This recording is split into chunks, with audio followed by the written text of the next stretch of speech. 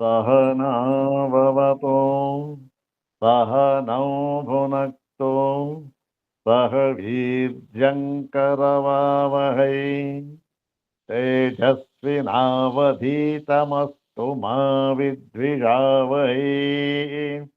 ॐ शान्ति शान्ति शान्तिः। अथ कृष्णयजुर्वेदीया श्वेताश्वतरोपनिषत् तत्र प्रथमोऽध्यायः उपोद्घातः।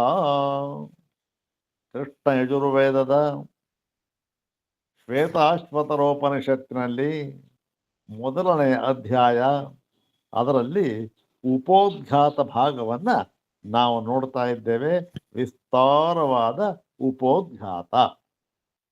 ಈ ಉಪೋದ್ಘಾತವನ್ನ ನಾವು ಅಧ್ಯಯನ ಮಾಡಿದ್ದೇ ಆದರೆ ಈ ಉಪನಿಷತ್ತಿನಲ್ಲಿ ಏನನ್ನ ತಾತ್ಪರ್ಯ ರೂಪವಾಗಿ ಹೇಳಿದ್ದಾರೆಯೋ, ಯದ್ಯಪಿ ಇಲ್ಲಿ ಸಾಧನಗಳೆಲ್ಲವನ್ನೂ ಹೇಳಿದ್ದಾರೆ ಬೇಕಾದಷ್ಟು, ಆದರೂ ಕೂಡ ತಾತ್ಪರ್ಯದಿಂದ ಯಾವ ಸಿದ್ಧಾಂತವನ್ನು ಹೇಳಿದ್ದಾರೋ, ಮತ್ತೆ ಈ ಉಪನಿಷತ್ತಿನಲ್ಲಿ ಅಷ್ಟೇ ಅಲ್ಲ, ಎಲ್ಲ ಉಪನಿಷತ್ತುಗಳಲ್ಲಿ ವೇದಾಂತ ಶಾಸ್ತ್ರದಲ್ಲಿ ಯಾವ ತತ್ವವನ್ನ ತಾತ್ಪರ್ಯದಿಂದ ಹೇಳಿದ್ದಾರೆಯೋ ಅದೆಲ್ಲವೂ ಕೂಡ ಈ ಉಪೋದ್ಘಾತದಲ್ಲಿ ಅಡಕ ಮಾಡಿಬಿಟ್ಟಿದ್ದಾರೆ.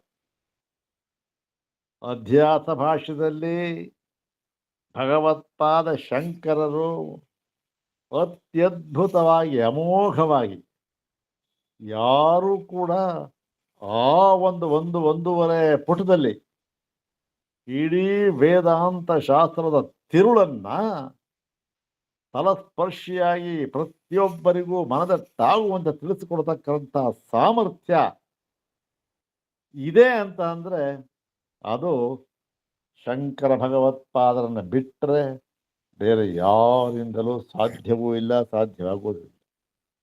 ಇದು ಸತ್ಯವಾದ ಮಾತು. ಇದು ನಾವೇನೋ ಅವರ ಒಂದು ಅಭಿಮಾನದಿಂದ, ಒಂದು ಅಂಧಶ್ರದ್ಧೆಯಿಂದ ಹೇಳ್ತಕ್ಕಂತಹ ಮಾತಲ್ಲ. ಯಾವನೇ ಒಬ್ಬ ವಿವೇಕಿಯಾದರೂ ಸಹ ಅವನು ಯಾವುದೇ ಧರ್ಮದವನಾಗಿರಲಿ, ಅವನು ವಿವೇಕವಂತ, ವಿವೇಕವುಳ್ಳವನು. ವಿವೇಕ ಅಂದ್ರೇನು? ಇದ್ಯಾವುದು, ಸರಿ ಯಾವುದು, ತಪ್ಪ್ಯಾವುದು, ಸತ್ಯ ಯಾವುದು, ಸುಳ್ಳು ಯಾವುದು, ಹೀಗೆ ವಿಂಗಡಿಸಿ ತಿಳಿದುಕೊಳ್ತಕ್ಕಂಥದ್ದು ವಿವೇಕ.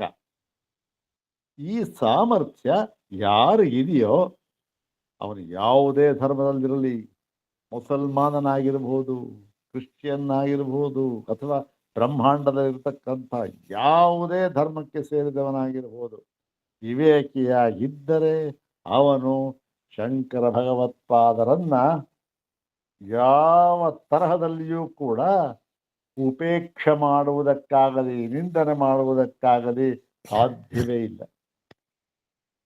ಮತ್ತೆ ಅವಿವೇಕಿ ಆದರೆ ಏನ್ ಬೇಕಾದ್ರೂ ಹೇಳ್ಬೋದು. ಅವಿವೇಕಿ, ಬುದ್ಧಿ ಭ್ರಮಣೆ ಉಂಟಾದವರು ಆದರೆ ಏನ್ ಬೇಕಾದ್ರೂ ಹೇಳ್ಬೋದು. ಅದಕ್ಕೇನು ನಾವು ಏನು ಮಾಡೋ ಹಾಗಿಲ್ಲ. ಇರಲಿ ಬಿಡಿ, ಆ ವಿಚಾರ ಇರಬೇಡ. ಇಲ್ಲಿ ಪ್ರಕೃತ ಈ ಒಂದು ಉಪೋದ್ಘಾತದಲ್ಲಿ ಇದನ್ನು ತಿಳಿಸ್ಕೊಟ್ಟಿದ್ದಾರಲ್ಲ, ಆ ಭಾಗವನ್ನೇ ನಾವು ನೋಡ್ತಾ ಇದ್ದೇವೆ. ಏನು, ಈ ಇಡೀ ಜಗತ್ತು ಅಂದ ತಕ್ಷಣ ನಮ್ಮ ಮನಸ್ಸಿಗೆ ಏನು ಬರಬೇಕು? ಎಲ್ಲ ದ್ವೈತ ಪ್ರಪಂಚ, ಎಲ್ಲವೂ ಕೂಡ ದ್ವೈತ ಪ್ರಪಂಚ, ಎಲ್ಲವೂ ಕೂಡ ಏನು? ಭೇದ ಭೇದ ಭೇದ, ಭೇದದಿಂದ ತೋರ್ತಾ ಇರತಕ್ಕಂತಹದ್ದು. ಈ ಭೇದ ದೃಷ್ಟಿನ ತೋರ್ತಾ ಇದೆಯಲ್ಲ, ಇದು ಏನು ನಿಜವಾಗಿಯೇ ಈ ಭೇದವಿದೆಯಾ ಅಥವಾ ಇಲ್ಲವೋ ಅಂತ ನಾವು ವಿವೇಕದಿಂದ ನೋಡಿದಾಗ ಏನು ಗೊತ್ತಾಗುತ್ತೆ ನಮಗೆ? ಇವೆಲ್ಲವೂ ಕೂಡ ದ್ವೈತಾತ್ಮಕವಾಗಿ ಭೇದದಿಂದ ಯಾವುದನ್ನ ಎರಡನೆಯ ವಸ್ತು ಅಂತ ನಾವು ನೋಡ್ತಾ ಇದ್ದೇವೋ ಅದೆಲ್ಲವೂ ಕೂಡ ಕೇವಲ ಭ್ರಮಾತ್ಮಕವಾಗಿರ್ತಕ್ಕಂಥದ್ದು. ಹೇಗೆ ಹಗ್ಗದಲ್ಲಿ ಹಾವು ತೋರುವಂತೆ, ಕಪ್ಪೆಯ ಚಿಪ್ಪಿನಲ್ಲಿ ಬೆಳ್ಳಿಯು ತೋರುವಂತೆ. ಇದು ವಿವೇಕ. ಇದು ಈ ವಿವೇಕಕ್ಕೆ ಮತ್ತೊಂದು ಹೆಸರು, ಪ್ರಸಿದ್ಧವಾದ ಹೆಸರು ಏನು? ಅದು ಉದಾಹರಣೆ ಮೂಲಕ ನಾವು ಕೊಟ್ಟೋದ್ರಿಂದ ಇದು ಇವನ ಉದಾಹರಣೆ ಕೊಟ್ಟರು. ಅದೇ ಏನದು? ರಜ್ಜು ಸರ್ಪ ವಿವೇಕ. ಯಾಕೆ ಇದನ್ನು ಹೇಳಬೇಕಾಗಿ ಬಂತು ಅಂದರೆ, ಒಂದು ವಿಚಾರ ತಾವು ಮನದಟ್ಟು ಮಾಡಿ ತಿಳ್ಕೊಂಡ್ಬಿಡಿ. ಏನ್ರಿ ವಿವೇಕ ವಿವೇಕ ಮಾಡಿ ತಿಳ್ಕೊಳ್ಬೇಕು ಅಂತ ಹೇಳ್ತಾ ಇದ್ದೀರಲ್ಲ, ಹಾಗಾದರೆ ಪ್ರಪಂಚದ ಇತರೆ ದರ್ಶನದವರಿಗೆ ಯಾರಿಗೂ ವಿವೇಕ ಇರಲಿಲ್ವಾ? ಅವರು ವಿವೇಕದಿಂದ ಈ ಮಾತನ್ನು ಹೇಳಿಲ್ವಾ? ಅಂದರೆ ಹೇಳಿದ್ದಾರೆ ಇಲ್ಲ ಅಂತ. ಆದರೆ ನಾವು ಇಲ್ಲಿ ತಿಳಿಯಬೇಕಾದದ್ದೇನು ಅಂದರೆ, ವಿವೇಕ ಅಂತಂದ್ರೆ ಯಾವ ವಿಧವಾದ ವಿವೇಕ, ಏನು ವಿವೇಕ ಅಂತಂದ್ರೆ ಅಂತಕ್ಕಂಥದ್ದು ಬಹಳ ಮುಖ್ಯವಾದ ಭಾಗ. ಏನು ಸ್ವಲ್ಪ ನೋಡೋಣ ಇದನ್ನ. ಇದೆಲ್ಲ ತಿಳ್ಕೊಳ್ಬೇಕಾದ ಬಹಳ ಮುಖ್ಯವಾದ ಅಂಶಗಳಿವೆಲ್ಲ. ಶಂಕರ ಭಗವತ್ಪಾದ ಹೇಳಿದ್ರು, ಇವೆಲ್ಲವೂ ಕೂಡ ಅವಿವೇಕದಿಂದ ತೋರ್ತಾ ಇರತಕ್ಕಂತಹದ್ದು ಈ ಭೇದ ದೃಷ್ಟಿ ಅಂತ ಹೇಳಿದ್ರು. ಹೌದಾನೆ? ಇವರೂ ಕೂಡ ವಿವೇಕ ಅವಿವೇಕ ಎರಡನ್ನು ಬಳಸಿದ್ರು. ಬೇರೆಯ ದರ್ಶನದವರೂ ಕೂಡ ಅವರೂ ಹೇಳ್ತಾರೆ ವಿವೇಕ ಅವಿವೇಕ ಇಂಥದ್ದನ್ನೆಲ್ಲ ಹೇಳ್ತಾರೆ. ಆದರೆ ಅವರು ಹೇಳೋ ವಿವೇಕ ಯಾವುದು, ಇಲ್ಲಿ ಶಂಕರ ಭಗವತ್ಪಾದರ ವಿವೇಕ ಯಾವುದು ಅಂತ ಅನ್ನೋದನ್ನ ಅತ್ಯಂತ ಸ್ಥೂಲವಾಗಿ, ಅದೇನೋ ಕೇವಲ ಒಂದು ಉದಾಹರಣೆಯ ಮೂಲಕ ಅದು ಬಹಳ ವಿಸ್ತಾರವಾದ ವಿಷಯ ಇರಲಿ, ಆದರೂ ಕೂಡ ನಮ್ಮ ಮನಸ್ಸಿಗೆ ಅದು ಹಿಡಿಯುವಂತೆ ಹೇಳಬೇಕು ಅಂತ ಆದರೆ ಈ ವಿವೇಕ ವಿವೇಕ ಅಂತಕ್ಕಂಥದ್ದನ್ನ ನಾವು 3 ಬಗೆಯಾಗಿ ವಿಂಗಡಿಸ್ಬಿಡಬಹುದು. 3 ಬಗೆಯಾಗಿ ವಿಂಗಡಿಸಬಹುದು. ಏನು 3 ಬಗೆಯಾಗಿ ಅಂದರೆ, ಒಂದು ಕಿಲತಂಡುಲವತ್ ವಿವೇಕನ ಬಿಡಿಸಿ ತಿಳಿಯುವುದು. ಅಕ್ಕಿ ಇದೆ, ಬೆರೆತ್ಕೊಂಡ್ಬಿಟ್ಟಿದೆ ಎಳ್ಳು ಅಕ್ಕಿ ಬೆರೆತು ಹೋಗ್ಬಿಟ್ಟಿದೆ. ಏನು ಮಾಡಬೇಕು? ಆ ಎಳ್ಳು ಅಕ್ಕಿ ಬೇರೆ ಮಾಡಬೇಕು. ಬೇರೆ ಮಾಡ್ಬೇಕಾದ್ರೆ ಏನಾಗಬೇಕು? ಒಂದು ಹರಳ್ಕೋಬೇಕು, ಅಕ್ಕಿ ಹಾರಿಸ್ಕೋಬೇಕು, ಎಳ್ಳು ಬಿಡಬೇಕು, ಏನೋ ಮಾಡಬೇಕು. ಇದು ಒಂದು ವಿವೇಕವೇ. ಇದು ವಿಂಗಡಿಸುತ್ತಾನೆ. ಅಕ್ಕಿ ಬೇರೆ ವಿಂಗಡಣೆ, ಎಳ್ಳು ಬೇರೆ ವಿಂಗಡಣೆ. ಇದು ವಿವೇಕ. ಇದಕ್ಕೇನ ಹೆಸರು? ಕಿಲತಂಡುಲ ವಿವೇಕ. ಮತ್ತೆ ಇನ್ನೊಂದು ವಿವೇಕ ಇದೆ. ಈ ತಿಲತಂಡುಲ ವಿವೇಕದಲ್ಲಿ ಏನು ಒಂದು ವಿಶೇಷ ಅಂತಂದ್ರೆ, ಇಲ್ಲಿ ತಿಲವೂ ಪ್ರತ್ಯಕ್ಷ, ನಮ್ಮ ತಿಲ ಎಲ್ಲಿ ಕಾಣ್ತಾ ಇದೆ, ಮತ್ತೆ ತಂಡುಲ ಅಕ್ಕಿನೂ ಪ್ರತ್ಯಕ್ಷ. ಎರಡೂ ಕೂಡ ಪ್ರತ್ಯಕ್ಷವಾಗಿ ನಮ್ಮೆದುರಿಗೆ ಇರ್ತಕ್ಕಂಥದ್ದು. ಅವೆರಡರಲ್ಲಿ ನಾವು ವಿವೇಕ ಮಾಡಿ ನಾವು ಬೇರೆ ಬೇರೆ ಮಾಡ್ಕೊಳ್ಬೇಕು. ಎಳ್ಳು ಈ ಕೆಲಸಕ್ಕೆ ಬೇಕು, ಅಕ್ಕಿ ಈ ಕೆಲಸಕ್ಕೆ ಬೇಕು ಅಂತಕ್ಕಂಥದ್ದನ್ನ ಅದೆರಡನ್ನೂ ಕೂಡ ಬೇರ್ಪಡಿಸಿ ನಾವು ಆಯಾ ಉಪಯೋಗ ಪಡ್ಕೊಳ್ಬೇಕು. ಎಂದು 2 ವಸ್ತುಗಳು ಕೂಡ ಸಾಕ್ಷಾತ್ತಾಗಿ ಎದುರಿಗೆ ಇರ್ತಕ್ಕಂಥ ವಸ್ತು. ಇದೊಂಥರ ವಿವೇಕ. ಇದಕ್ಕೇನ ಹೆಸರು? ತಿಲತಂಡುಲ ವಿವೇಕ ಅಂತ ಹೆಸರು. ಮತ್ತೆ ಇನ್ನೊಂದು ತರಹದ ವಿವೇಕ ಇದೆ. ಅದು ಯಾವುದು ಅಂದ್ರೆ ದಾರುವನ್ಹಿವತ್. ದಾರುವನ್ಹಿವತ್ ಅಂದ್ರೆ ಏನು? ದಾರು ಅಂತಂದ್ರೆ ಒಣಗಿದ ಕಟ್ಟಿಗೆ ಅಥವಾ ಕಟ್ಟಿಗೆ ಅಂತಂದ್ರೆ, ಮತ್ತೆ ವನ್ಹಿ ಅಂದ್ರೇನು? ಬೆಂಕಿ. ಅಂದ್ರೇನು? ಕಟ್ಟಿಗೆಯಲ್ಲಿ ಬೆಂಕಿಯು ಸೇರಿರುವಂತೆ. ಅಂದ್ರೆ ಏನ್ ಮಾಡ್ಬೇಕು? ವಿವೇಕ ಮಾಡ್ಕೊಳ್ಬೇಕು. ಏನು? ಕಟ್ಟಿಗೆ, ಅದರ ಒಳಗಡೆ ಬೆಂಕಿ ಇದೆ, ಅಡಕವಾಗಿದೆ. ಅದನ್ನ ಬೇರ್ಪಡಿಸಬೇಕಾದ್ರೆ ಏನ್ ಮಾಡ್ಬೇಕು ನಾವು? ಮಥನನೋ ಏನೋ ಒಂದು ಮಾಡ್ಬೇಕು. ಹೌದ್ ತಾನೆ?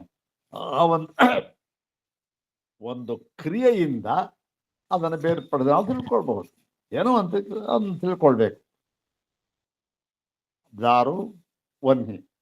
ಇಲ್ಲಿ ಏನು ವಿಶೇಷ ಅಂದ್ರೆ, ಈ ತಿಲತಂಡುಲದಂತೆ 2 ವಸ್ತುಗಳು ಇಲ್ಲಿ ಪ್ರತ್ಯಕ್ಷವಿಲ್ಲ. ಕೇವಲ ಒಂದು ವಸ್ತು ಮಾತ್ರ ಪ್ರತ್ಯಕ್ಷವಾಗಿದೆ. ಯಾವುದದು? ದಾರು, ಕಟ್ಟಿಗೆ. ಬೆಂಕಿ ನಮಗೆ ಗೊತ್ತಾಗೋದಿಲ್ಲ. ಬೆಂಕಿ ಗೊತ್ತಾಗಬೇಕಾದ್ರೇನು? ಅದಕ್ಕೇನೋ ಒಂದು ಕ್ರಿಯೆ ಅಂತ ಮಾಡಬೇಕು. ಆಗ ಏನಾಗುತ್ತೆ?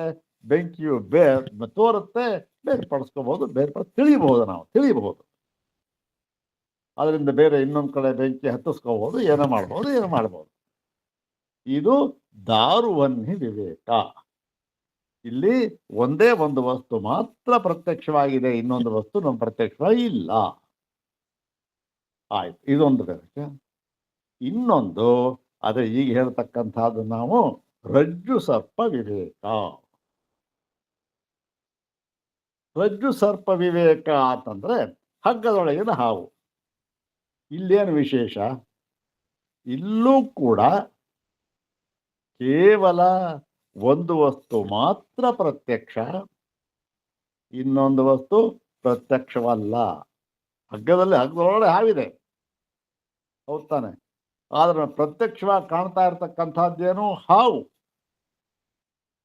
ಅಲ್ಲಿ ಭ್ರಮೆ ಉಂಟಾದಾಗ ಪ್ರತ್ಯಕ್ಷವಾಗಿ ಕಂಡಿರ್ತಕ್ಕಂಥದ್ದು ಹಾವು. ಅಲ್ಲಿ ಈ ರಜ್ಜು ಕಾಣೋದಿಲ್ಲ ಭ್ರಮೆ ಉಂಟಾದಾಗ. ಆದರೆ ಸಂವಿಜ್ಞಾನವಾಯಿತು, ಆವಾಗ ಏನಾಯ್ತು? ಇರ್ತಕ್ಕಂಥ ವಸ್ತು ರಜ್ಜು ಒಂದೇ, ಹಾವಿರ್ಲೇ ಇರಲಿಲ್ಲ. ಹೀಗೆ ರಜ್ಜು ಅಂತಕ್ಕಂಥದ್ದು ಒಂದು ವಸ್ತುವೇ, ಅದರಿಗೆ ಇರ್ತಕ್ಕಂಥದ್ದು ಯಾವಾಗಲೂ ಕೂಡ ಭ್ರಮೆ ದೃಷ್ಟಿಯಲ್ಲೂ ಯಾವಾಗ ಇರ್ತಕ್ಕಂಥದ್ದು. ಇದು ಮೂರನೆಯ ವಿವೇಕ. ಆಯ್ತು ಸ್ವಾಮಿ, ಇದಕ್ಕೇನು ಸ್ಪೆಷಾಲಿಟಿ, ಏನು ವಿಶೇಷ? ಆ ದಾರುವನ್ಹಿ ಅಂತಲೂ ಹೇಳಿದ್ರಿ. ಆ ದಾರುವನ್ಹಿನಲ್ಲೂ ಕೂಡ ಏನಿತ್ತು? ಒಂದು ವಸ್ತು ಪ್ರತ್ಯಕ್ಷವಾಗಿತ್ತು, ಇನ್ನೊಂದು ವಸ್ತು ಇರಲಿಲ್ಲ. ತೋರ್ಕೊಂಡು ವಿವೇಕ ಮಾಡಿ ತಿಳ್ಕೊಂಡ್ವಿ. ಇಲ್ಲೂ ಅಷ್ಟೇ ರಜ್ಜು ಇರ್ತಕ್ಕಂಥದ್ದು, ಸರ್ಪ ಇಲ್ಲ, ವಿವೇಕ ಮಾಡಿ ತಿಳ್ಕೊಂಡ್ವಿ. ಏನು ವ್ಯತ್ಯಾಸ? ಇದನ್ನ ಯಾಕೆ ಬೇರೆ ಹೇಳ್ತಾ ಇದ್ದೀರಿ ನೀವು ಅಂದರೆ, ಬಹಳ ಮುಖ್ಯವಾದ ಒಂದು ಭೇದ ಇದೆ ಇಲ್ಲಿ, ವಿಶೇಷ ಇದೆ. ಏನು ವಿಶೇಷ ಅಂದರೆ, ಯದ್ಯಪಿ ದಾರುವನ್ಹಿ ವಿವೇಕದಲ್ಲೂ ಮತ್ತೆ ರಜ್ಜು ಸರ್ಪ ವಿವೇಕದಲ್ಲೂ ಕೂಡ ಪರಮಾರ್ಥವಾಗಿರ್ತಕ್ಕಂಥ ಒಂದೇ ಒಂದು ವಸ್ತು ನಮಗೆ ಪ್ರತ್ಯಕ್ಷವಾಗಿ ಕಾಣ್ತಾ ಇದೆ, ಇನ್ನೊಂದು ವಸ್ತು ಕಾಣ್ತಾ ಇಲ್ಲ. ಆ ಕಾಣದೇ ಇರತಕ್ಕಂಥದ್ದನ್ನು ನಾವು ಮಾಡ್ಕೊಳ್ಳಿ. ಎರಡರಲ್ಲೂ ಅದು ವಿಷಯ ಒಂದೇ ಸಮಾನವಾಗಿ ಇರತಕ್ಕಂಥದ್ದು. ಅದ್ರ ವಿಶೇಷ ಏನು ಅಂತಂದ್ರೆ, ಈ ದಾರುವನ್ಹಿ ವಿವೇಕ ಮಾಡ್ಕೊಳ್ತೀವಲ್ಲ, ಆಗ ದಾರು ಇದು ವನ್ಹಿ ಅಂತ ಬೇರ್ಪಡಿಸಿ ನಾವು ತಿಳಿದುಕೊಳ್ಳಬೇಕಾದರೆ ಏನು ಮಾಡ್ಬೇಕು? ನಾವು ಕ್ರಿಯೆ ಅಂತಕ್ಕಂಥದ್ದು ಬೇಕೇ ಬೇಕು. ಅಲ್ಲಿ ಕ್ರಿಯೆಯ ಮೂಲಕ ನಾವು ಏನೋ ಮಾಡಬೇಕು, ಪ್ರೋಸೆಸ್ ಇಟ್ಕೊಳ್ಳಿ. ಅದೇನು ಅದಕ್ಕೆಲ್ಲ ಏನು ಬೇಡ, ಏನೋ ಒಂದು ಮಾಡಬೇಕು. ದಾರು ಬಂದು ನಮಗೆ ತೋರ್ತು, ವಿವೇಕ ಮಾಡ್ಬೇಕು. ಹಾಗಾಗಿ ಏನಾಯ್ತಲ್ಲಿ? ದಾರುವನ್ಹಿ ವಿವೇಕದಲ್ಲೂ ಕೂಡ ಪರಮಾರ್ಥ ಯಾವುದು, ಅಪರಮಾರ್ಥ ಯಾವುದು ಅಂತ ತೋರ್ಬೇಕಾದ್ರೆ ತೋರುತ್ತೆ. ಅಲ್ಲೂ ಕೂಡ ಏನು? ಕ್ರಿಯೆ ಬೇಕಾಯ್ತು. ಕ್ರಿಯೆ ಇಲ್ಲದೆ ತೋರೋದಿಲ್ಲ. ಆದರೆ ಈ ರಜ್ಜು ಸರ್ಪ ವಿವೇಕ ಇದೆಯಲ್ಲ, ಅಲ್ಲಿ ಹಗ್ಗ ಬಿದ್ದಿದೆ, ಅದನ್ನು ಹಾವು ಅಂತ ತಿಳ್ಕೊಂಡ, ಎಲ್ಲ ಸಂಕಟಗಳನ್ನು ಅನುಭವಿಸಿದ ಮೇಲೆ ಏನಾಯ್ತು? ಯಾರೋ ಬಂದ, ಅಲ್ಲಪ್ಪ ಇದು ಹಾವಲ್ಲ ಹಗ್ಗ ಅಂತಂದ. ಓಹೋ, ಎಲ್ಲ ಹೊರಟೋಯ್ತು. ಈಗ ಹಾವಿನ ಜ್ಞಾನ ಹೋಗಿ ರಜ್ಜುವಿನ ಜ್ಞಾನ ಉಂಟಾಯ್ತು. ಅಲ್ಲಿ ಏನಾಯ್ತು? ಇದು ರಜ್ಜು, ಇದು ಹಾವು ಅಂತ ವಿಂಗಡಿಸಿ, ಹಾವು ಇಲ್ಲದೆ ಇರತಕ್ಕಂಥ ವಸ್ತು, ಅಪರಮಾರ್ಥವಾಗಿರ್ತಕ್ಕಂಥ ವಸ್ತು ಅಂತ ತಿಳ್ಕೊಂಡ. ಹೌದ್ ತಾನೆ? ಹೀಗೆ ತಿಳ್ಕೊಳ್ಳೋದಕ್ಕೆ ಇವನಿಗೆ ಏನು ಕ್ರಿಯೆ ಬೇಕಾಯ್ತು? ದಾರುವನ್ಹಿನಲ್ಲಿ ಕ್ರಿಯೆ ಬೇಕಾಯ್ತು, ಅಲ್ಲ, ಪ್ರೋಸೆಸ್ ಮಾಡ್ಬೇಕದ್ನ. ಇಲ್ಲಿ ಏನು ಕ್ರಿಯೆ ಬೇಕಾಯ್ತು? ಬಂದ, ಅಲ್ಲಪ್ಪ ಇದು ಹಗ್ಗ ಅಂತ ಹೇಳ್ದ. ಹಗ್ಗ ಎನ್ನುವ ಶಬ್ದವನ್ನ ಕೇಳಿದ ಮಾತ್ರದಿಂದ ಇವನಿಗೆ ವಿವೇಕ ಉಂಟಾಯಿತು. ಹಗ್ಗದಿಂದ, ಹಾವಿನಿಂದ ಬೇರ್ಪಡಿಸಿ ಆ ರಜ್ಜು ವಿವೇಕವನ್ನು ಮಾಡಿಕೊಂಡ. ಅಷ್ಟೇ ಹೊರತು ಇಲ್ಲಿ ಯಾವ ಕ್ರಿಯೆಗೂ ಅವಕಾಶವೇ ಇಲ್ಲ, ಏನು ಬೇಕಿಲ್ಲ. ಹೀಗೆ ಇವೆರಡಕ್ಕೂ ಮುಖ್ಯವಾದ ವ್ಯತ್ಯಾಸ. ಪದಾರ್ಥ ಎರಡು ಕೂಡ ಒಂದೇ ಪದಾರ್ಥ ತೋರ್ತಾ ಇರ್ತಕ್ಕಂಥದ್ದು, ಆದರೂ ಕೂಡ ಇದು ವ್ಯತ್ಯಾಸ. ಈಗ ನಾವು ವೇದಾಂತಿಗಳು, ಇಲ್ಲಿ ನಾವು ಸೂತ್ರ ಭಾಷೆಯಲ್ಲಿ ಆಗಲಿ ಈ ವೇದಾಂತ ಶಾಸ್ತ್ರದಲ್ಲಿ ಆಗಲಿ ವಿವೇಕ ಹೇಳಿದ್ದಾರೆ. ವಿವೇಕ ಮಾಡ್ಕೋಬೇಕು, ವಿವೇಕ ಮಾಡ್ಕೋಬೇಕು. ಎಂಥ ವಿವೇಕ ಅಂದರೆ ರಜ್ಜು ಸರ್ಪ ವಿವೇಕ ಅಷ್ಟೇ. ಅಂದ್ರೇನು? ಸರ್ಪದ ಜ್ಞಾನ ಹೋಯಿತು, ರಜ್ಜುವಿನ ಜ್ಞಾನ ಬಂತು ಅನ್ನುವಾಗ ಯಾವ ಕ್ರಿಯೆಯ ಅವಶ್ಯಕತೆಯೂ ಇಲ್ಲ. ಇದನ್ನ ಇಷ್ಟು ಸ್ಥೂಲವಾದ್ದು, ಇದನ್ನು ಬೇಕಾದಷ್ಟು ವಿಶ್ಲೇಷಣೆ ಮಾಡಿದ್ದಾರೆ ನೋಡಿ ಸ್ವಾಮಿ. ದಾರುವನ್ಹಿಮತು ಅಂತ ಹೇಳಿದ್ರಲ್ಲ, ಅಲ್ಲೂ ಕೂಡ ವಿವೇಕ ಮಾಡ್ಕೊಂಡ್ರೆ ಕ್ರಿಯೆ ಬೇಕಾಯ್ತು ಇಟ್ಕೊಳ್ಳಿ. ಇನ್ನೇನಾದರೂ ವಿಶೇಷ ಉಂಟು ಅಂದರೆ ಇನ್ನೊಂದು ಮುಖ್ಯವಾದ ವಿಶೇಷ ಉಂಟು. ಎಲ್ಲಿ? ದಾರುವನ್ನಿ ಪ್ರಕರಣದಲ್ಲಿ. ಏನಾಗಿತ್ತು ಅಲ್ಲಿ ಅಂದ್ರೆ ದಾರುನೂ ಇತ್ತು, ಕಟ್ಟಿಗೆನೂ ಇತ್ತು, ವನ್ನಿಯೂ ಕೂಡ ಏನಾಗಿತ್ತು, ಅದರ ಒಳಗಡೆ ಅಂತರ್ಗತವಾದಿ ಯಾವುದೋ ಶಕ್ತಿ ರೂಪದಿಂದ ಇತ್ತು. ಹಾಗಾಗಿ ಯಾವುದೋ ಕ್ರಿಯೆಯನ್ನು ಮಾಡ್ದ, ಅದು ತೋರ್ಪಡಿತು, ತೋರ್ಪಟ್ಟು ಅದು ಅದೇನೋ ತೋರ್ಪಡೆ ಆಯ್ತು. ಅದು ಬೆಂಕಿ ಏನಾಗಿತ್ತು ಅಲ್ಲಿ, ಆ ಕಟ್ಟಿಗೆ ಒಳಗಡೆ ಬೆಂಕಿ ಅಂತಕ್ಕಂಥದ್ದು ಇತ್ತು. ನಾವು ಪ್ರತ್ಯಕ್ಷವಾಗಿ ನೋಡಿದ್ದೇವೆ ಅದನ್ನ. ಯಾವಾಗ? ಮೊನ್ನೆ ನಾವು ಋಕ್ ಸಂಹಿತ ಯಾಗ ಮಾಡಿದಾಗ ಆ ಮಂಥನ ಮಾಡಿದ್ವಿ, ಅಗ್ನಿ ಬಂತು, ಆಯ್ತು. ಒಂದು ಪಕ್ಷ ಅಲ್ಲಿ ಇರದೇ ಇಲ್ಲದೆ ಇದ್ರೆ, ಅಗ್ನಿಯೇ ಇಲ್ವೇ ಇಲ್ಲ ಅಂತ ಆದ್ರೆ ಬೆಂಕಿ ಬರೋ ಸಾಧ್ಯವೇ ಇಲ್ಲ. ಅಲ್ಲಿ ಇತ್ತು, ಬಂತು. ಒಂದು ವಸ್ತುವೇ ಕಾಣ್ತಾ ಇದ್ದು ಕಾಣ್ತಾ ಇಲ್ಲ ಸರಿ, ಆದರೂ ಕೂಡ ಆ ವನ್ನಿ ಅಂತಕ್ಕಂಥದ್ದು ಕೂಡ ದಾರುವಿನಲ್ಲಿ ಅಂತರ್ಗತವಾಗಿ ಇತ್ತು, ಆದ್ರೆ ತೋರ್ತಾ ಇರಲಿಲ್ಲ. ಕ್ರಿಯೆಯ ಒಂದು ಏನು ಆಯಿತು, ತೋರ್ಕೊಂತು. ಮತ್ತೆ ಇಲ್ಲಿ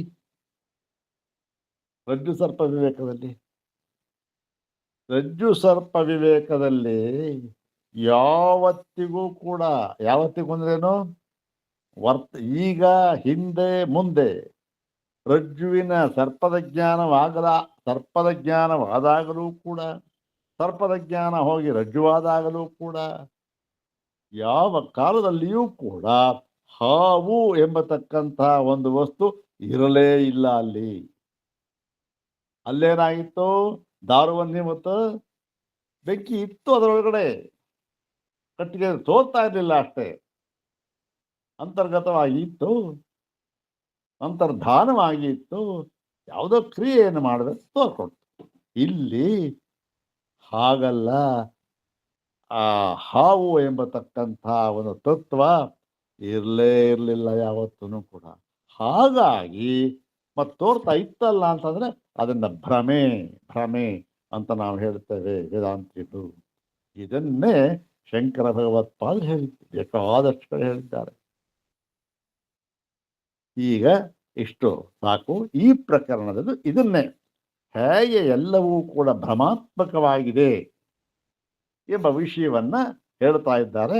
ಅದರದ್ದೇ ಮುಂದುವರಿದ ಭಾಗ ಯಾವುದಿದು? ವಿಷ್ಣು ಪುರಾಣದ ಈ ಪ್ರಮಾಣ ವಾಕ್ಯಗಳು ತೆಗೆದುಕೊಂಡು ಹೇಳ್ತಾ ಇದೆ. ವಿಷ್ಣು ಪುರಾಣದ ಶ್ಲೋಕಗಳು ಇನ್ನು ಮುಂದುವರಿಯುತ್ತೆ. ನೋಡೋಣ, ಮುಂದುವರಿಯೋಣ ಇವಾಗ.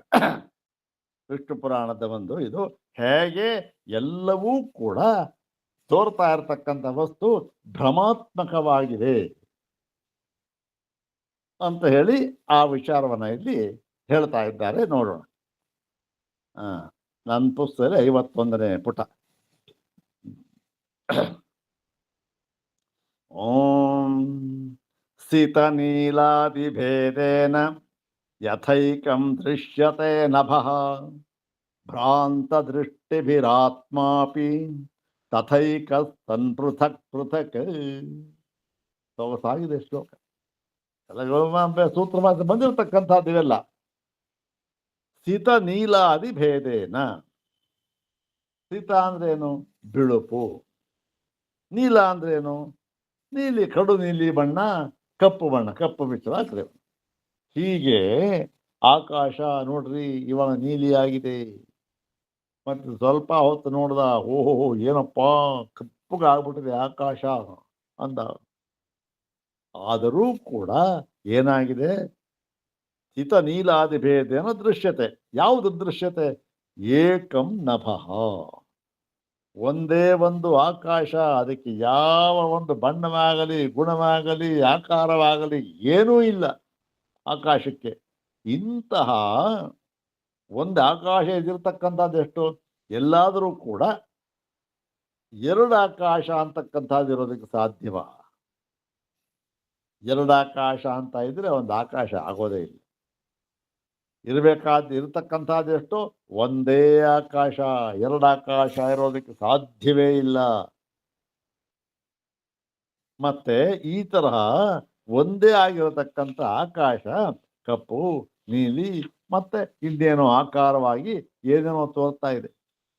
ಯಾತಕ್ಕೆ ಅಂತಂದ್ರೆ ಭ್ರಾಂತ ದೃಷ್ಟಿಭಿ, ಅಂದ್ರೆ ಯಾರು ಭ್ರಮೆಗೆ ಒಳಗಾಗಿದ್ದಾರೋ ಅವರಿಂದ. ನಿಜವಾಗಲೂ ಜ್ಞಾನಿಗಳಾದರೂ ತೋರಲ್ಲ ಆ ಥರ. ಯಾರೋ ಮಕ್ಕಳು ಅವ್ರು ಕೇಳಿ ನಮ್ಮ ಆಕಾಶದಲ್ಲಿ ಬಣ್ಣ ಇವೇನು ಕಪ್ಕಣ್ಣ ಆಗೋಯ್ತಲ್ಲಮ್ಮ ಅಂತಾರೆ. ಆವಾಗ ಹೇಳ್ತಾಳೆ ತಾಯಿ, ಏನಿಲ್ಲಪ್ಪ ಅದು ಮೋಡ ಬಂದ್ಬಿಟ್ಟು ಮುಚ್ಕೊಂಡು ಬಿಟ್ಟಿದೆ, ಅದಕ್ಕೋಸ್ಕರ ಕಪ್ಪು ಕಾಣ್ತಾ ಇದೆ, ಇಲ್ಲದೆ ಇದ್ರೆ ಶುಭ್ರವಾಗಿದೆಯಪ್ಪ ಅಂತ. ಸಂಜೆಯ ಆಕಾಶ ಸೂರ್ಯ ಮುಳುಗ್ತಾ ಇದ್ದಾನೆ, ಓಹೋ ಆವಾಗ ನೋಡಬೇಕು ಏನು ಆಕಾಶ ವಿಚಿತ್ರವಾದ ಬಣ್ಣ. ಯಾವ ಕಲಾವಿದನಿಂದಲೂ ಆ ಥರ ಬಣ್ಣ ಹಾಕೋಕೆ ಸಾಧ್ಯನೇ ಇಲ್ಲ.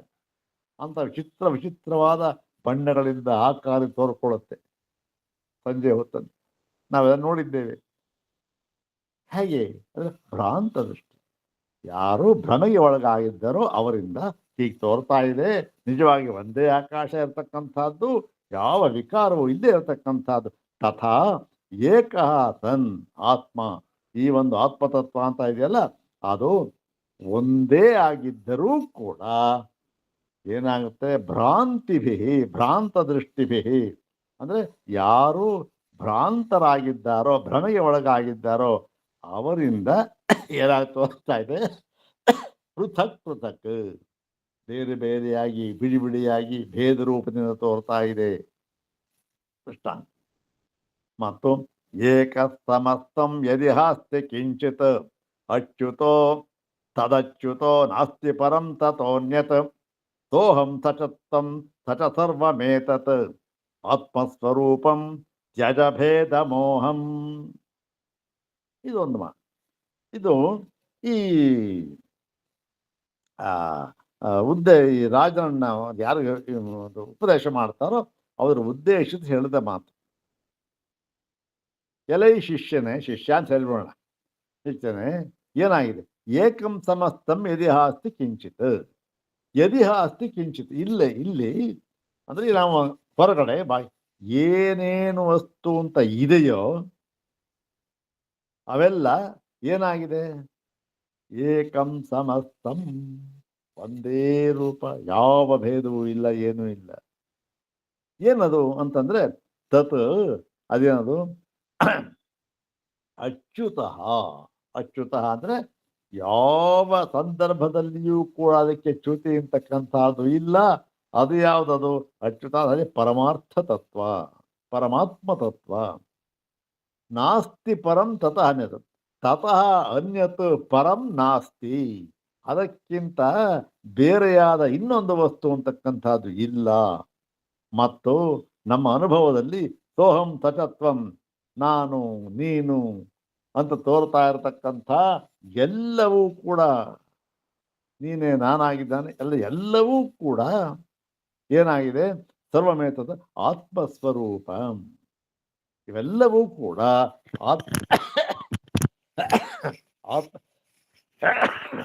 ಆತ್ಮಸ್ವರೂಪವೇ ಆಗಿದೆ. ಎಲ್ಲವೂ ಕೂಡ ಆತ್ಮಸ್ವರೂಪ. ಹಾಗಿರೋದ್ರಿಂದ ಹೇ ಮುಮುಕ್ಷುವೆ, ಶಿಷ್ಯನೇ, ತ್ಯಜ ಭೇದ ಮೋಹಂ, ಈ ಮೋಹದಿಂದ ಉಂಟಾದ ಭೇದವನ್ನ ನೀನು ತ್ಯಜ, ನೀನು ಬಿಡು ಅಂತ ಹೇಳಿ ಒಂದು ಉಪದೇಶ. ಮತ್ತು ಇದು ಅದರಿಂದ ಮುಂದುವರೆದ ಭಾಗ ಹೇಳ್ತಾ ಇದ್ದಾರೆ. ಇತೀರಿತಸ್ತೇನ ಸ ರಾಜವರ್ಯ ತತ್ಯಾಜ ಭೇದಂ ಪರಮಾರ್ಥ ದೃಷ್ಟಿ ಸ ಚಾಪಿ ಜಾತಿ ಸ್ಮರಣಾಪ್ತ ಬೋಧ ತತ್ರೈವ ಜನ್ಮನಿ ಅಪವರ್ಗಮಾಪ. ತತ್ರೈವ ಜನ್ಮನಿ ಅಪವರ್ಗಂ ಆಪ. ಇದು ಹೀಗೆ ದೃಷ್ಟಾಂತ ಹೇಳಿದ್ರಲ್ಲ ಹಿಂದೆ, ಯಾವುದು ಒಂದೇ ಒಂದಿರತಕ್ಕಂಥದ್ದು ಭ್ರಮೆಯಿಂದ ಅದನ್ನು ನಾನಾ ತೋರ್ತಾ ಇದೆ ಭೇದದಿಂದ. ಹೀಗೆ ಇತೀರಿತ ತೇನ ಸ ರಾಜವರ್ಯ ಸಹ ರಾಜವರ್ಯ, ಆ ರಾಜಶ್ರೇಷ್ಠನು ಮುಮುಕ್ಷುವು, ಅವನು ಯಾರು ರಾಜನು ಹೇಳ್ತಕ್ಕಂಥ ಮಾತಿದು ಗುರುಗಳು. ಆ ರಾಜವರ್ಯ, ವರ್ಯ ಅಂದ್ರೆ ಶ್ರೇಷ್ಠ, ರಾಜವರೇಣ್ಯ ರಾಜಶ್ರೇಷ್ಠನು ಈ ರೀತಿ ಕೇಳಿದ ಮೇಲೆ ಈ ತೀರಿತ ಕೇಳಲ್ಪಟ್ಟವನಾಗಿ ಏನ್ ಮಾಡ್ದ? ತತ್ಯಾಜ ಭೇದಂ ತತ್ಯಾಜ, ಈ ಭೇದ ದೃಷ್ಟಿಯನ್ನು ಬಿಟ್ಟ. ಜ್ಞಾನೋದಯವಾಯಿತು, ಭೇದ ದೃಷ್ಟಿ ಹೋಯ್ತವನು, ಭೇದ ಮೋಹವನ್ನು ಬಿಟ್ಟ. ಮತ್ತು ಪರಮಾರ್ಥ ದೃಷ್ಟಿ ಬಂತವನಿಗೆ. ಸಚಾಪಿ, ಮತ್ತು ಹೇಗೆ ಅಂತಂದ್ರೆ ಸಚ ಮತ್ತು ಅವನು ಈ ಒಂದು ಜಾತಿ ಸ್ಮರಣಾಪ್ತಬೋಧ, ಇವನು ಜಾತಿಸ್ಪರರು. ಜಾತಿಸ್ಪರ ಅಂದ್ರೆ ಏನು? ನಾವು ಅದನ್ನು ಓದ್ವಿ ಅಲ್ವಾ ಹಿಂದೆ. ಯಾವದಧಿಕಾರಮವಸ್ಥಿತಿರಾಧಿಕಾರಿ ಕಾಣಾಂ ಅನ್ನುವ ಸೂತ್ರದಲ್ಲಿ ಶಂಕರ ಭಗವತ್ಪಾದ ಹೇಳಿದ್ದಾರೆ. ಜಾತಿಸ್ಮರರು ಯಾರು, ಆಧಿಕಾರಿಕ ಪುರುಷರು ಯಾರು, ಎರಡು ವಿಧ. ಜಾತಿಸ್ಮರರು ಅಂದ್ರೇನು? ಅವರಿಗೆ ಹಿಂದಿನ ಒಂದು ಜನ್ಮದ ನೆನಪುಗಳೆಲ್ಲ ಇರುತ್ತವೆ, ಆ ಸಂಸ್ಕಾರಗಳು ಇರಬಹುದು. ಆದರೆ ಈ ಆಧಿಕಾರಿಕ ಪುರುಷರು ಹಾಗಲ್ಲ, ಅವರು ಮುಕ್ತರೇ ಅವರು. ಆದರೆ ಯಾವುದೋ ಒಂದು ಅಧಿಕಾರಕ್ಕೆ ಒಳಗಾಗಿ ಅವರು ಲೋಕೋದ್ಧಾರಕ್ಕಾಗಿಯೋ ಯಾತಕ್ಕೋ ಅವತಾರ ಎತ್ತುತ್ತಾರೆ ಅವರು. ಶಂಕರ ಭಗವತ್ಪಾದರು ಆಧಿಕಾರಿಕ ಪುರುಷರು, ಅವರು ಏನು ಜಾತಿಸ್ಪರರಲ್ಲ. ಇಲ್ಲಿ ಇವನೇನಾಗಿದ್ದಾನೆ, ಇವನು ಜಾತಿಸ್ಪರ. ಹಿಂದಿನ ಒಂದು ಯಾವುದೋ ಸಂಸ್ಕಾರದ ವಶದಿಂದ ಅದೆಲ್ಲವೂ ಇತ್ತಿವನಿಗೆ, ಅದರಿಂದ ಅವನಿಗೆ ಪರಮಾರ್ಥ ದೃಷ್ಟಿ ಬಂತು, ಭೇದವನ್ನ ಬಿಟ್ಟ. ಇಲ್ಲಿಯವರೆಗೂ ಕೂಡ ವಿಷ್ಣು ಪುರಾಣದ ಮಾತನ್ನು ಹೇಳಿದರು. ಈಗ ಇಲ್ಲಿ ನಿಲ್ಲಿಸ್ತಿಲ್ಲ, ಈಗ ತಿರುಗಾ ಹೇಳ್ತಾ ಇದ್ದಾರೆ ನೋಡಿ. ಲಿಂಗ ಪುರಾಣದಲ್ಲೂ ಇದನ್ನು ಹೇಳಿದ್ದಾರೆ. ತಥಾ ಲೈಂಗೆ ನೋಡಿ, ಲಿಂಗ ಪುರಾಣದ ಹಿಂದೆ ಹೇಳಿದ್ರು, ಅದು ಸ್ವಲ್ಪ ಬೇರೆ ವಿಷಯವನ್ನು. ಇಲ್ಲಿ ಹೇಗೆ ಭ್ರಮೆಯಿಂದ ಎಲ್ಲವೂ ತೋರ್ತಾ ಇದೆ, ಎಲ್ಲವೂ ಭ್ರಮಾತ್ಮಕವಾಗಿದೆ ಎನ್ನುವ ವಿಷಯಕ್ಕೆ ಇಲ್ಲಿ ಲಿಂಗ ಪುರಾಣದಿಂದ ಅದು ಹೇಳ್ತಾ ಇದ್ದಾರೆ. ನೋಡೋಣ. ತಸ್ಮಾದ್ ಅಜ್ಞಾನ ಮೂಲೋ ಹಿ ಸಂಸಾರ ಸರ್ವದೇಹಿನಾಂ ಪರತಂತ್ರೇ ಸ್ವತಂತ್ರೇ ಚ ಭಿದಾ ಭಾವಾದ್ ವಿಚಾರತಃ. ಭಿದಾ ಭಾವಾತ್ ಅಂದ್ರೇನು? ಭಿದ ಅಭಾವಾತ್ ಅಂತ ಅರ್ಥ. ಅಂದ್ರೆ ಯಾವ ಭೇದ ದೃಷ್ಟಿ ಇದೆಯಲ್ಲ ಎಲ್ಲ ಹೊರಟೋಯ್ತು ನಿಮಗೆ. ಯಾರಿವನು ನೋಡೋಣ. ತಸ್ಮಾತ್, ಆದ್ದರಿಂದ ಇದು ಲಿಂಗ ಪುರಾಣದಲ್ಲಿ ಹೇಳ್ತಕ್ಕಂಥ ಮಾತು. ಅಜ್ಞಾನ ಮೂಲೋ ಹಿ ಸಂಸಾರ, ಈ ಸಂಸಾರ ದ್ವೈತಾತ್ಮಕವಾಗಿ, ಸಂಸಾರ ಅಂದ್ರೆ ದ್ವೈತ, ಹುಟ್ಟು ಸಾವು ಅದೆಲ್ಲ ಇದೆಯಲ್ಲ, ಅದು ದ್ವೈತ. ಈ ದ್ವೈತ ಎಲ್ಲ ಇದೆಯಲ್ಲ ಅದು ಅಜ್ಞಾನ ಮೂಲ.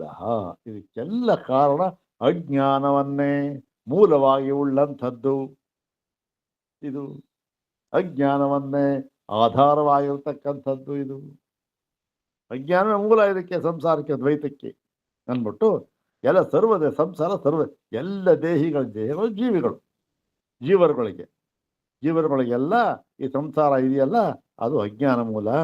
ಮತ್ತೆ ಪರತಂತ್ರೇ ಸ್ವತಂತ್ರೇ ಚ, ಅದು ಈ ಒಂದು ಪರತಂತ್ರ ಅಂದ್ರೆ ಜೀವ, ಸ್ವತಂತ್ರ ಅಂದ್ರೆ ಆತ್ಮ. ಈ ಪರತಂತ್ರ ಭಿದಾ ಅಭಾವಾತ್, ಜೀವ ಮತ್ತೆ ಪರಮಾತ್ಮ ಇವುಗಳಲ್ಲಿ ಏನಾಯ್ತು? ಭಿದ ಅಭಾವಾತ್, ಭೇದ ಎಂತೋ ಇಟ್ಕೊಂಡಿದ್ದಲ್ಲ ಹಿಂದೆ, ಅದೇನಾಗೋಯ್ತು? ಹೋಗಿಬಿಡ್ತು. ಅಭಾವ ಯಾತ್ರಿಂದ ಹೋಯ್ತು? ಏನು ಮಾಡ್ದ ಅಂದ್ರೆ ನೋಡಿ, ಇಲ್ಲಿ ಹೇಳ್ತಾ ಇದ್ದಾರೆ ವಿಚಾರತಃ. ಇಲ್ಲಿ ಏನು ಮಾಡ್ದ ಇವನು? ಕೇವಲ ವಿಚಾರ ಅಂತಂದ್ರೆ ಒಂದೇ ಒಂದು ತರ್ಕದಿಂದ ಅದರಿಂದ ವಿವೇಕ ಮಾಡಿ ತಿಳ್ಕೊಂಡ. ಇದು ಆತ್ಮ, ಇದು ಅನಾತ್ಮ ಎಂಬುದಾಗಿ ಆತ್ಮಾನಾತ್ಮ ವಿವೇಕ ಅಂತ ಅದನ್ನು ಮಾಡಿ ತಿಳ್ಕೊಂಡ ಅಂಥೇಳಿ ಬಿದಾವು. ಮತ್ತು ಏಕತ್ವಮಪಿ ನಾಸ್ತಿ, ಇಲ್ಲಿಂದ ಮುಂದಕ್ಕೆ ಪರಮಾರ್ಥ ತತ್ವವನ್ನು ಹೇಳ್ತಾ ಇದ್ದಾರೆ. ಏನು? ಪರಮಾತ್ಮನು ಒಬ್ಬನೇ ಆಗಿದ್ದಾನೆ, ಅವನು ಏಕಮೇವಾದ್ವಿತೀಯ, ಅವನಿಗೆ ಯಾವ ವಿಕಾರವೂ ಇಲ್ಲ. ಹೀಗೆಲ್ಲ ಹೇಳಿದ್ದಲ್ಲ ಪರಮಾತ್ಮನಿಗೆ ಎಷ್ಟೋ ಇದು ಗುಣಗಳು ಧರ್ಮಗಳೆಲ್ಲ. ಇವೆಲ್ಲವೂ ಕೂಡ ಏನು, ಯಾವ ದೃಷ್ಟಿಯಿಂದ ಹೇಳಿದ್ದು? ನಿಜವಾಗಲೂ ಕೂಡ ಪರಮಾತ್ಮನನ್ನ ಹೀಗೆಲ್ಲ ಹೇಳೋದಕ್ಕಾಗುತ್ತಾ? ಪರಮಾತ್ಮನು ಒಬ್ಬನೇ ಆಗಿದ್ದಾನೆ ಅಂತ ಹೇಳಿದ್ರೆ ಸರಿಯಾದು. ಅದನ್ನ ಇಲ್ಲಿ ಇದು ಪರಮ ಸಿದ್ಧಾಂತ. ಇದು ಎಲ್ಲಿ ನಮಗೆ ಕಾಣುತ್ತೆ? ಇವೆಲ್ಲ ಗೌಡಪಾದರ ಕಾರಿಕೆಯಲ್ಲಿ, ಮಾಂಡವ್ಯೋಪನಿಷತ್ತಿನ ಗೌಡಪಾದ ಕಾರಿಕೆಯಲ್ಲಿ ಉದ್ದಕ್ಕೂ ಬಂದಿದೆ ಈ ವಿಚಾರ. ಅದನ್ನೇ ಇಲ್ಲಿ ಹೇಳ್ತಾ ಇದ್ದಾರೆ ನೋಡಿ. ಏಕಂ ನಾಸ್ತ್ಯ ತಮರ್ತ್ಯ, ಏಕತ್ವಮಪಿ ನಾಸ್ತ್ಯೇವ ದ್ವೈತಂ ತತ್ರ ಕುತೋಸ್ತ್ಯಹೋ. ಅಲ್ಲಪ್ಪ, ಈ ಪರಮಾತ್ಮನು ಏಕರೂಪವಾಗಿದ್ದಾನೆ, ಒಬ್ಬನೇ ಇದ್ದಾನೆ ಅಂತ ಹೇಳುವುದು ತಪ್ಪು. ಯಾಕೆ? ಒಬ್ಬನು, ಇಬ್ಬನು ಅಥವಾ ಯಾರೂ ಇಲ್ಲ ಅಂತ ಹೇಳ್ತಕ್ಕಂಥ ಯಾವಾಗ? ರಿಲೇಟಿವ್ ಅದು. ಎಷ್ಟೋ ಜನಗಳು ಇರ್ತಾರೆ, ಅದ್ರಲ್ಲಿ ಯಾವನು ಒಬ್ಬನೇ ಅಪ್ಪ ಇದ್ದಾನೆ ನೋಡಿ. ಇವನು ಒಬ್ಬನೇ ಈ ಸ್ಕೂಲಿಗೆ ರ್ಯಾಂಕ್ ಬಂದಿರತಕ್ಕಂಥವನು ಅಂದ್ರೆ ಒಬ್ಬನೇ ಏನರ್ಥ? ಅಯ್ಯೋ ಇನ್ನೂ ಇದ್ದಾರೆ, ಅವರೆಲ್ಲರ ಪೈಕಿ ಇವನು ರ್ಯಾಂಕ್ ಬಂದಿದ್ದಾರೆ ಅಂತ ಆಯ್ತು. ಹಾಗೆ ಪರಮಾತ್ಮ ಒಬ್ಬನೇ ಇದ್ದಾನೆ, ಅವನು ನಿರಾಕಾರ ಅಂತ ಹೇಳಿದ್ರೆ ಬೇರೆ ಸಾಕಾರವಾಗಿರುತ್ತೆ, ಬೇರೆ ಏಕಾಶ್ಚನ ಇದ್ದಾರೆ, ಇವನು ನಿರಾಕಾರ ಅಂತ ಹೇಳಿದ್ರೆ ಆಗೋಯ್ತು. ಆವಾಗ ಅದ್ವೈತ ಎಲ್ಲಿ ಬಂತು? ಆದ್ದರಿಂದ ಏನಾಗಿದೆ? ಏಕಂನಾಥ ಪರಮಾತ್ಮ ಒಬ್ಬನೇ, ಮತ್ತೆ ಅವನು ನಾಸ್ತಿ, ಏಕಂ ನಾಸ್ತಿ, ಒಬ್ಬನೇ ಇದ್ದಾನೆ. ನಾಸ್ತಿ ಅಥ ಮರ್ತ್ಯಂಚ, ಇವನು ಮರ್ತ್ಯನೂ ಅಲ್ಲ, ಇವನು ಕೇವಲ ನಿರ್ವಿಕಾರ ಸ್ವರೂಪ ಅಂತ ಹೇಳಿದಾಗ ಕುತೋ ಮೃತ ಸಮುದ್ಭವ. ಹೀಗೆ ಹೇಳುವಾಗ ಆಮೇಲಿಂದ ಇವನಿಗೆ ಎಲ್ಲಿ ಮೃತನ ಸಾಯಲೇ ಇಲ್ಲ ಅಂತ ಅನ್ನುವಾಗ ಇವನು ಹುಟ್ಟಿದ, ಇವನ ಅವತಾರ ಎಲ್ಲ ಎಲ್ಲಿ ಬಂತು? ಇವನ ಅವತಾರ ಮಾಡ್ದ, ಹುಟ್ಟದ ಅಂತಂದಾಗ ಹುಟ್ಟದ ಅಂದಮೇಲೆ ಯಾವಾಗ ಹೋದ ಅಂತ ಕೇಳ್ತಾರೆ.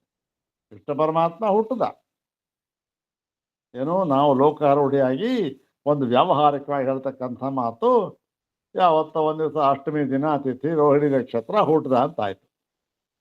ಹಾಗೆ ಹುಟ್ಟಿದ ಅಂತ ಹೇಳಿದ ಮೇಲೆ ಅವನಿಗೇನು ಹೇಳಿದ್ರು? ಅವನ ನಾಶವನ್ನು ಹೇಳಿದ್ರು. ನೋಡಿ, ಇಂಥ ಹೊತ್ತಿನಲ್ಲಿ ಯಾವುದೋ ಹೊತ್ತಿನಲ್ಲಿದ್ದ, ಅಲ್ಲಿ ಮಲಗಿದ್ದ, ಅಲ್ಲೆಲ್ಲ ಯಾರ ಬಾಣ ಹೊಡೆದ ಹೋದ ಏನೋ ಹೇಳಿದ ಕತೆ. ಹುಟ್ಟದಾನೇ ಹುಟ್ಟೇ ಇಲ್ದ ಅನ್ನುವಾಗ ಸಾಯೋದಿಲ್ಲ. ಮತ್ತು ಇವನೇನು ನ ಅಂತಃಪ್ರಜ್ಞೋ ಬಹಿಷ್ಪ್ರಜ್ಞೋ ನಚೋಭಯತ ಏವಚ. ಇದು ಈ ಮಾಂಡವ್ಯದಲ್ಲಿ ಅಂತಃಪ್ರಜ್ಞಂ ನ ಬಹಿಷ್ಪ್ರಜ್ಞಂ ನೋಭಯತ ಪ್ರಜ್ಞಂ, ಅದನ್ನೇ ಇದು ಬರುತ್ತೆ ಅಂತ ಹೇಳಿ ಇದು ಯಾವುದೂ ಇಲ್ಲ ಇದು. ಮತ್ತು ನಚ ಪ್ರಜ್ಞಾನಘನಸ್ವೇವಂ, ಇವನು ಪ್ರಜ್ಞಾನಘನ ಅದೂ ಅಲ್ಲ. ಅಂದ್ರೇನು? ಜಾಗ್ರತ್ತು, ಸ್ವಪ್ನ, ಸುಷುಪ್ತಿ, ವೈಶ್ವಾನರ, ತೈಜಸ, ಪ್ರಾಜ್ಞ ಅಂದ್ರೇನು? ಇವೆಲ್ಲವೂ ಕೂಡ ಒಂದೇ ತುರಿಯ ಸ್ವರೂಪ. ಹೀಗೆ ಭಿನ್ನ ಭಿನ್ನವಾಗಿ ತೋರ್ತಾ ಇದೆ ಅವಿದ್ಯಾಸ್ಥಿತಿಯಲ್ಲಿ. ವಿದ್ಯಾಸ್ಥಿತಿ ಏನು? ಜಾಗೃತ್ ಸ್ವಪ್ನ ಸುಷುಪ್ತೀನಾಂ ಸಾಕ್ಷಿಭೂತೋಹಂ. ನನಗೆ ಯಾವ ಅವಸ್ಥೆನೂ ಇಲ್ಲ, ಅವಸ್ಥಾರಹಿತ. ಹೌದಾನೆ? ಅದನ್ನೇ ನಾವು ಮೊನ್ನೆ ಇದು ಕೊಟ್ಟಿದ್ವಲ್ಲ ಲಲಿತಾ ಸಹಸ್ರನಾಮದಲ್ಲಿ, ನಿರ್ದ್ವೈತ ದ್ವೈತವರ್ಜಿತ. ಇದೇ ಇದನ್ನ ಮಾಂಡವ್ಯಕ್ಕೆ ಬಂದಿರತಕ್ಕಂಥದ್ದು. ಇನ್ನು ಬೇಕಾಗ್ತಿದೆ. ಇವತ್ತು ಸ್ವಲ್ಪ ಯಾವುದೋ ವಿವರಣೆ ಹೇಳಿ ಸ್ವಲ್ಪ ಇನ್ನೂ ಸ್ವಲ್ಪ ಹೋಗ್ಬೋದಾಗಿತ್ತು. ಇನ್ನು ಮಿಕ್ಕಿದ ಭಾಗ ನಾಳೆ ನೋಡಿ. ಓಂ ಶಾಂತಿ ಶಾಂತಿ ಶಾಂತಿ. ಓಂ ತತ್ಸತ್.